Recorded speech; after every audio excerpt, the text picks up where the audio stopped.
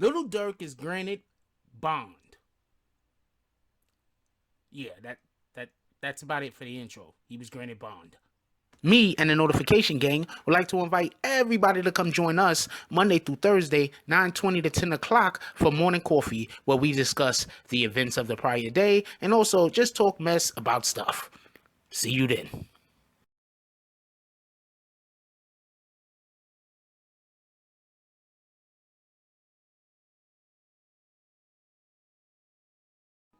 BBN, Jack Frost. What's up, party people? Yeah. So apparently, Lil Durk has been granted. Well, he's gonna be released today. They're gonna release him from jail. He was granted a $250,000 bond. Okay, so basically they're gonna let him out of jail, and just so everybody can also know, before we go through the actual, story about this particular case, an individual came from Chicago. He's a pastor. His name is Banks. He came from Chicago to speak in the favor of Lil Durk. He came down to speak in favor of Lil Durk. He said, I've known Durk in a very tense environment in Chicago, and I've never witnessed him lashing out, said Banks, a pastor from Chicago. He also said, it's always been smiles and it's always been jokes. He's always been a good character.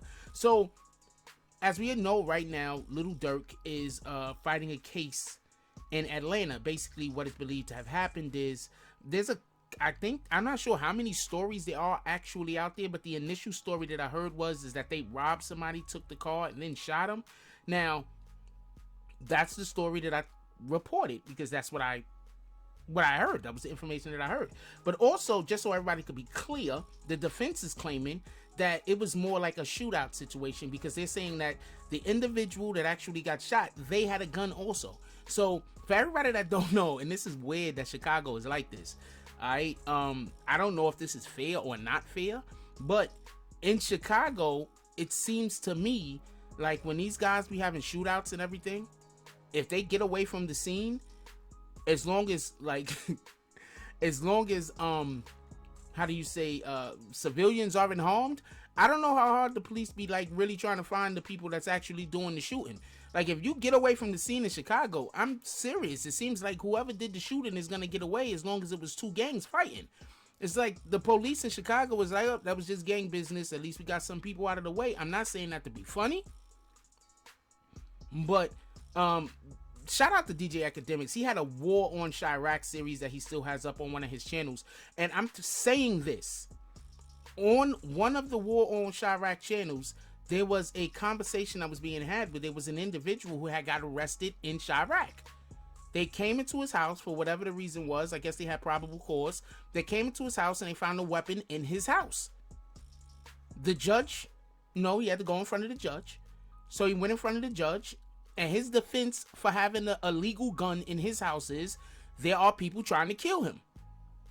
The judge looked at him, basically agreed that, there's a good chance that there are people trying to kill you, and let the guy go. He ain't give him back the gun, but they gave him like bail or bond or some shit and let him walk right out of the courthouse. So in Chicago, they obviously govern differently. Now, also, might I add this, right?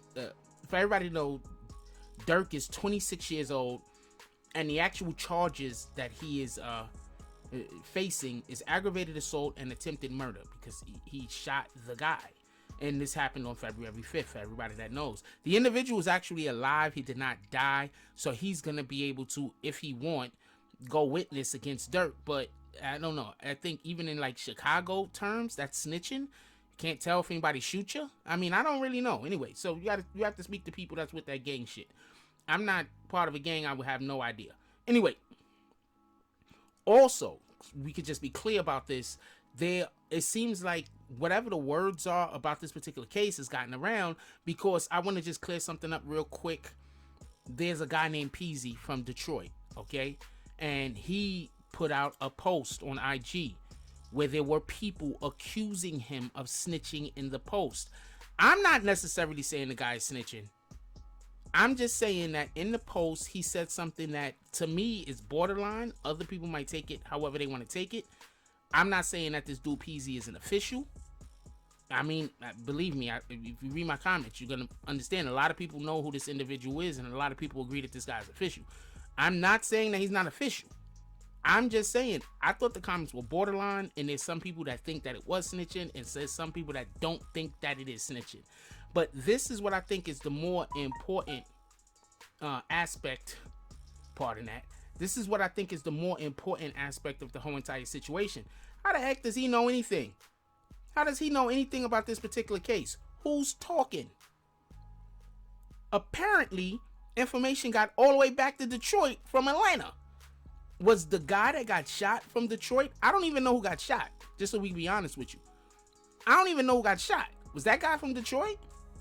Was there somebody from Detroit that sent the word back to Detroit? I mean, I don't know.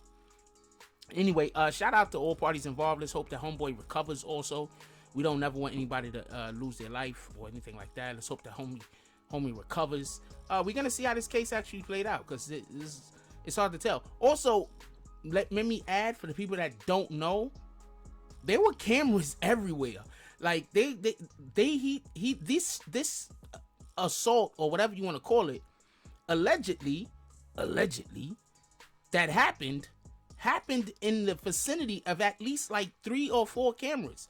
So it's on tape. I mean, I don't know how anybody is gonna it's on tape. I don't know how somebody is gonna beat something like this. Anyway, let me know what y'all guys think about this. I just wanted to give a quick update. They gave him bail. I mean, bond, pardon me, $250,000. I mean, I'm assuming they put in like a house. Somebody's house got put up, I'm assuming. Anyway, leave it down below in the comment section. I want to know what you guys think about this. Like, comment, subscribe, join the notification gang. Hashtag Bronx Bombers. Let's get it. I love y'all. Take care of each other. Hug the kids for me. I haven't forgotten about you. And that's all I got on this one. I'm out. If you like this video, please hit the like and subscribe button. If you would like to help dictate the direction that this channel takes, please leave a comment. All comments are appreciated, whether positive or negative. Thank you very much, and enjoy your day. And remember, positive thoughts cause for positive things to happen. Let's get it.